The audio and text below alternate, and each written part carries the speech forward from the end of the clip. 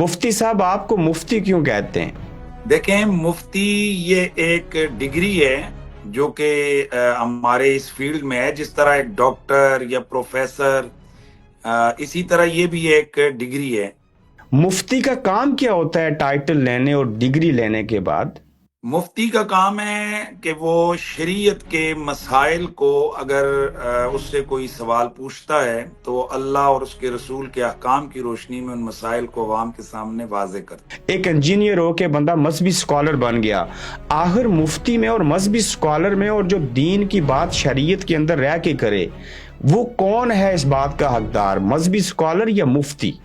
دیکھیں، بنیادی طور پر تو ہر مسلمان کو یہ حق حاصل ہے کہ وہ اللہ اور اس کے رسول کی باتوں کو سنے اور لوگوں تک پہنچائے۔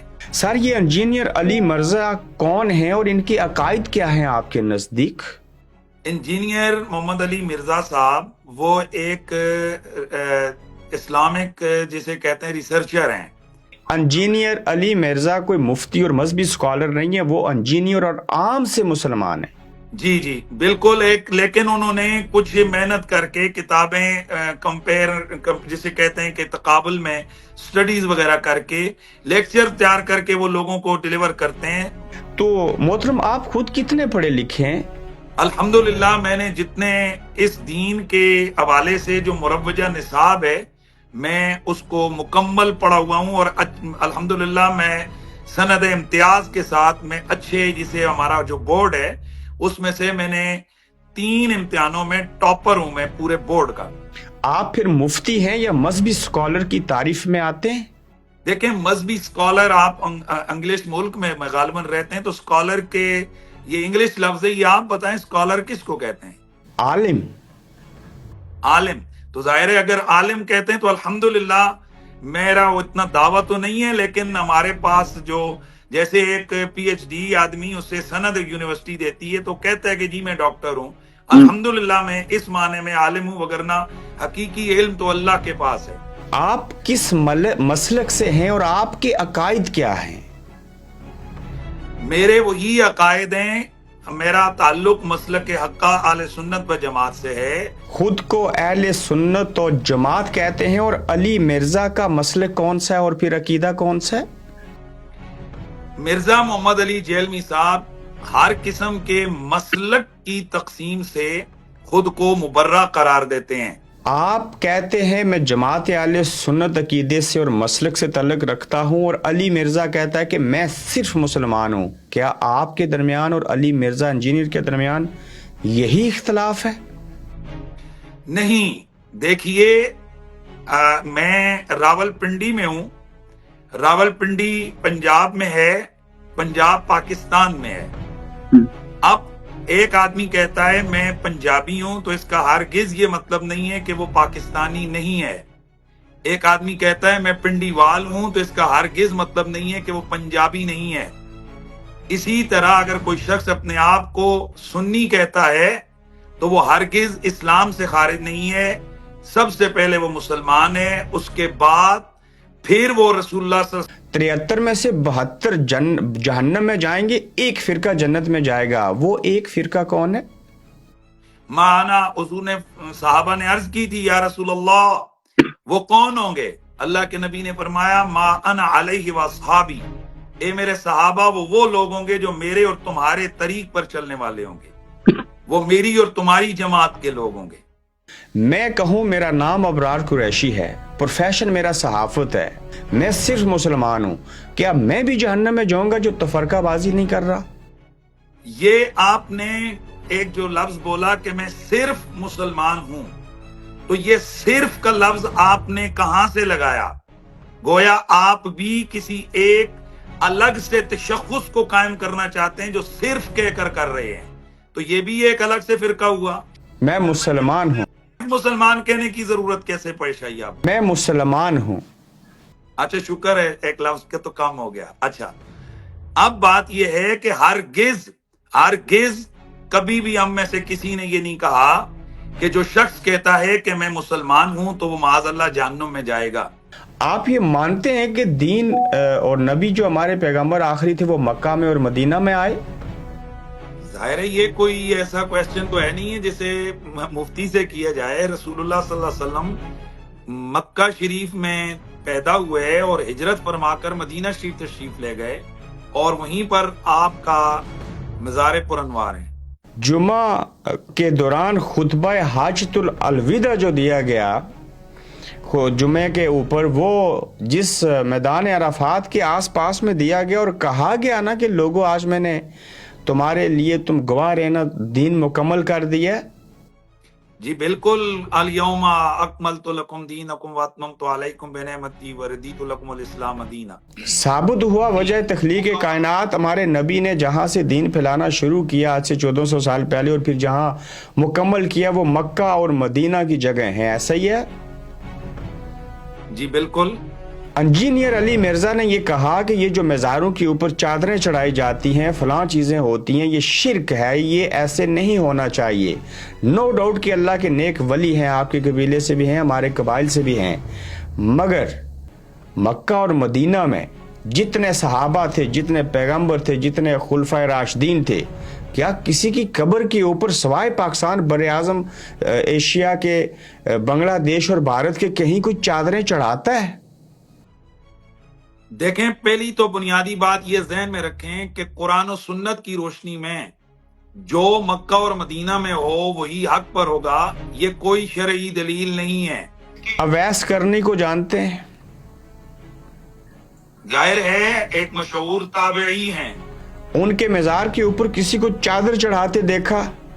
ہاں، آپ کا جو سوال چادر کے والے سے ہے، بہت ساری دفعہ میں صرف ایک چھوٹی سی بات کر لوں کہ کیسا لگے گا آپ کو کہ جب یہ کہا جائے کہ محترم محمد ابرار قریشی صاحب نے ایک وائلیشن کی ہے، سگنل وائلیشن، لہذا اس کو پھانسی لگا دو. کیسا رہے گا؟ یہ تو اچھی بات نہ ہوئی. کیوں نہ ہوئی؟ آپ نے جرم کیا ہے. سر، سگنل توڑنے کی جو سزا ہے وہی ملنی چاہیے نا. میں تو 302 کا ملزم تو نہیں ہوں. یس پلیز.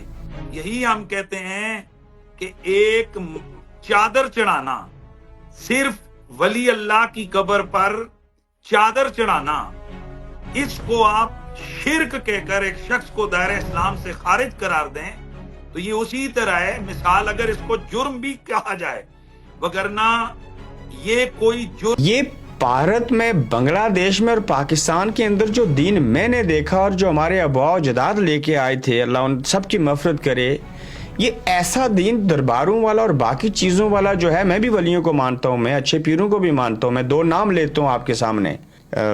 کوٹلی گلہار شریف والے ہیں حاجی صادق صاحب، اور دوسرے پیر نصیر الدین شاہ صاحب زندہ ہوتے تو ان کو ملتے اور ساری چیزیں ہوتی. مگر یہ اس طرح کا دین دنیا کے باقی اسلامی ممالک جو کم از کم 50 ہیں ان میں کیوں نہیں ہے، اور پاکستان میں کیوں ہے خاص کر؟ مثلاً کون سا دین الگ کیا ہے؟ بے شمار چیزیں الگ ہیں. جس طرح سے ہم درباروں کے اوپر، کئی درباریں تو ایسی ہیں جہاں چرس کے چڑھاوے چڑھائے جاتے ہیں. بعض دفعہ آپ کے پڑوس میں لوگ بھوکے مر رہے ہیں، بکرے جا کے چڑھائے جاتے ہیں. کیا کیا چیزیں ہوتی ہیں. دربار اور اللہ کے ولی اور نیک کام تو دین کی تبلیغ کرتے ہیں. اچھا، دربار کا تقدس یہ بڑی بات کی بات ہے. کسی ولی اللہ کی قبر کی سب سے بڑا تقدس کعبہ شریف کا ہے. کعبہ شریف کے صحن میں حاجیوں کے جیبیں کٹتے ہیں، حاجیوں کے لاکھوں ریال اور لاکھوں کروڑوں روپیہ چوری کر دیا جاتا ہے. این حجر اسود کے سامنے حاجی کے جیب سے پیسے نکال لیے جاتے ہیں. یہ کس قسم کا دین ہے کہ اللہ کے گھر کے سامنے چوریاں ہو رہی ہیں؟ جرم ہے، چاہے کعبے کے باہر ہو یا ولی اللہ کے. یہ پھر ڈول کی تھاپ کے اوپر پیر صاحب ڈانس کر رہے ہوں اور مریدوں کو غشی کے دورے پڑ جائیں، کسی کو کرنٹ لگے، پھر یہ پیر شلوار بھی آ جائیں، تو آپ جیسے مفتی، مذہبی سکالر جو دین کے ٹھیکیدار بنے ہیں، انہوں نے کیا تبلیغ کی پاکستان کے اندر؟ اتنی جہالت ہے جہاں پہ. میرے خیال میں آپ نہ تو آپ نے لیکچر سنے اور نہ آپ مجھ سے واقف ہیں. پاکستان میں ان بدعات اور خرافات کے خلاف سب سے زبردست اور دبنگ طور پر میں بولتا ہوں. بے شک سر، اسلام امن بھائی چارے کا درس دیتا ہے اور کہتا ہے کہ سب سے زیادہ تلقین کی گئی کہ انسانوں کے حقوق پورے کرو، حقوق العباد۔ یہ پاکستان کے اندر مناظرے، تفریق، مختلف مسالک، ہر کسی کی داڑھی کا کلر الگ، پگڑیاں اپنے کلر کی آ گئیں، کہاں جا رہے ہیں ہم؟ آپ کا یہ سوال جو ہے نا، میں سمجھتا ہوں کہ یہ اتنی اہمیت کا حامل نہیں ہے کہ جو آپ کہتے ہیں کہ یہ مناظرے، جب میں پہلے بیان کر چکا کہ مناظرہ نبیوں نے کیا، تو جو کام نبیوں نے کیا ہے اس پر تنقید کرنے کا کس کو حق ہے؟ اسلام کی تبلیغ اور دین کا پھیلاؤ اچھے حسن اخلاق سے ہوا، انصاف کرنے سے ہوا۔ ہمارے ہاں تو مسلمان اتنا تشدد پسند اور اتنا سخت ہو چکا ہے کہ اس کی طرف تو کبھی کوئی مائل نہ ہو۔ اتنے سخت رویے کیوں ہیں؟ اتنے پولائٹ اور اتنے پیارے نبی کے دین کو اتنا سخت مزاج کیسے بنا دیا گیا؟ بالکل بھی ایسا نہیں ہوا ہے۔ یہ دکھنے میں ہر بندہ اپنے مائنڈ کے مطابق ایسا سوچتا ہے، وگرنہ آپ جس ملک میں رہتے ہیں وہاں سے ہی بیٹھ کے تھوڑا سا یہ اسلامی جمہوریہ پاکستان کے اندر جو حالات آئین کے ہیں، قانون کے ہیں، انصاف کے ہیں، لوگوں کو اٹھا کے لے جاتے ہیں، کسی کو ننگا کرتے ہیں، کسی ذل شاہ کو مار دیتے ہیں، پتہ نہیں کیا کیا چیزیں ہوتی ہیں، کسی کو پھانسی پہ لٹکا دیتے ہیں، یہ کون سا انصاف ہے؟ اور یہاں کہتے ہیں ظلم نہیں ہے۔ جی یہ وہ لوگ ہیں کہ جو حکمران ہیں، یہ وہ ارباب اقتدار ہیں جو یہ حرکتیں کر رہے ہیں۔ ان کا مولویوں اور مفتیوں سے سوال کرنے کا کیا تمنا ہے؟ بہت بڑا سوال ہے۔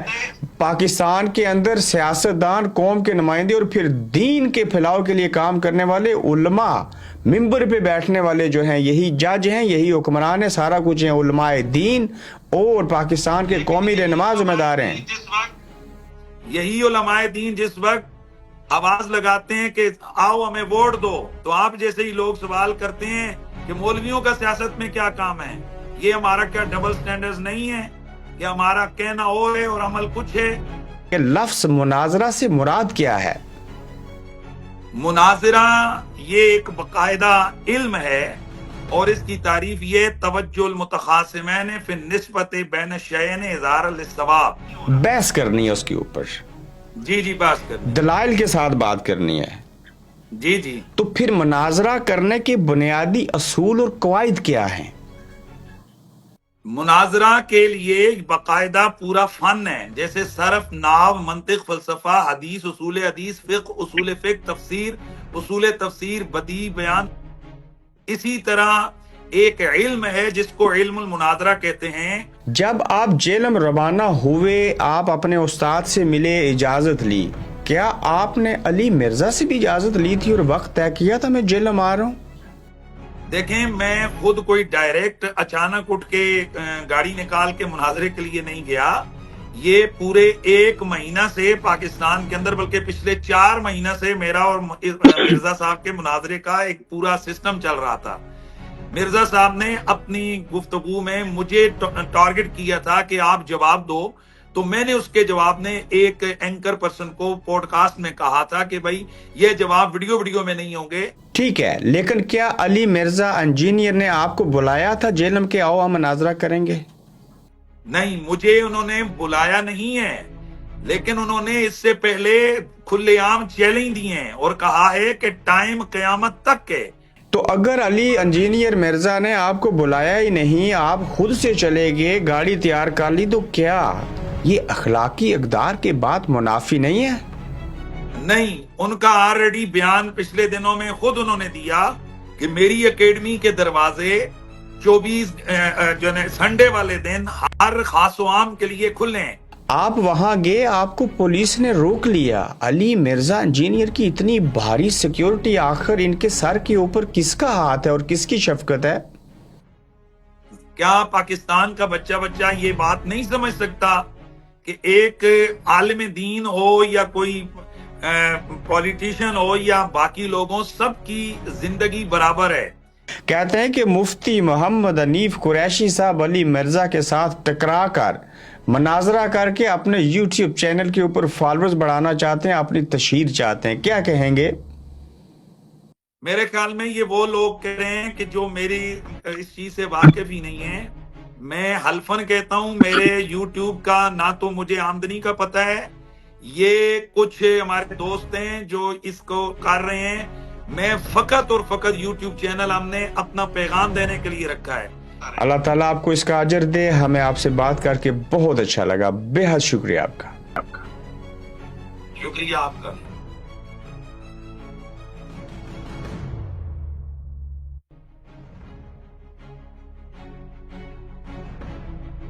آپ دیکھ رہے ہیں گورکھ دھندا ابرار قریشی کے ساتھ.